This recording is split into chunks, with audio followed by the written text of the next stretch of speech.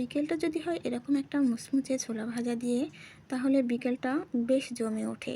1 cup চায়ের সঙ্গে এরকম মুচমুচে ছোলা ভাজা হলে আর কিছুই লাগে না।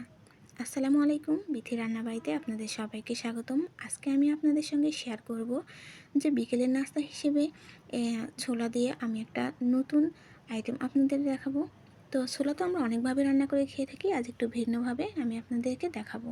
তো তার জন্য আমি এখানে কিছুটা ছোলা ভিজিয়ে রেখেছিলাম সারা রাত। তো ছোলাগুলোকে আমি এখন সিদ্ধ করতে দিচ্ছি। এ পর্যায়ে ছোলাগুলো সিদ্ধ হয়ে গেছে। দেখেন ছোলাগুলো একদম সিদ্ধ হয়ে গেছে।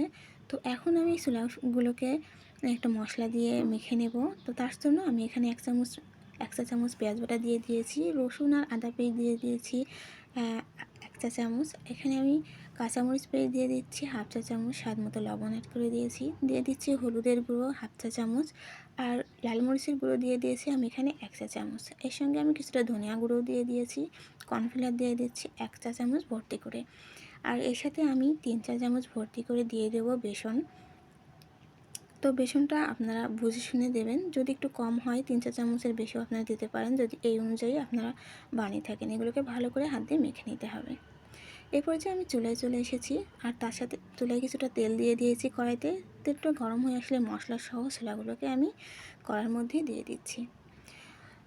তো এই পর্যায়ে চুলার আঁচটা মিডিয়াম টু লো হিটে রেখে ছোলাগুলোকে ভালো করে একটু মুচমুচে করে ভেজে নিতে হবে। তো মিডিয়াম টু লো হিটে রেখে ভাজলে ছোলাগুলো অনেক মুচমুচে হবে, তাতে খেতে অনেক ভালো লাগবে। ভিতরটা হবে সফট, উপরটা হবে মুচমুচে। তো এই পর্যায়ে আমার ছোলাগুলো ভাজা হয়ে গেছে। তো আমি পরবর্তীতে আরও কিছু ছোলা এইভাবেই ভেজে নিচ্ছি। তো এইভাবে উল্টে পাল্টে ভেজে নিতে হবে। এই পর্যায়ে আমার ছোলা ভাজাগুলো একদম রেডি। ছোলাগুলো অনেকটা মুচমুচে। তো বাসায় বানিয়ে না খেলে বুঝতে পারবেন না যে কতটা মুচমুচে হয়েছে। উপরটা হয়েছে মুচমুচে আর ভেতরটা হয়েছে সফট। একবার বাসায় বানিয়ে ট্রাই করবেন, অবশ্যই আপনাদের ভালো লাগবে। আর উপর থেকে কিছুটা শসা, কিছুটা কাঁচামরিচ আর পেঁয়াজ কুচি দিয়ে আমি সাজিয়ে দিচ্ছি। আর এগুলো দিয়ে খেতে ছোলাটা আরও দুর্দান্ত লাগে। তো বাসায় বানিয়ে খেয়ে অবশ্যই আমাকে কমেন্টস করে জানাবেন যে আপনাদের কেমন লেগেছে। আর অবশ্যই আমার পেজটাতে ফলো দিয়ে আমার পেজে সঙ্গেই থাকবেন।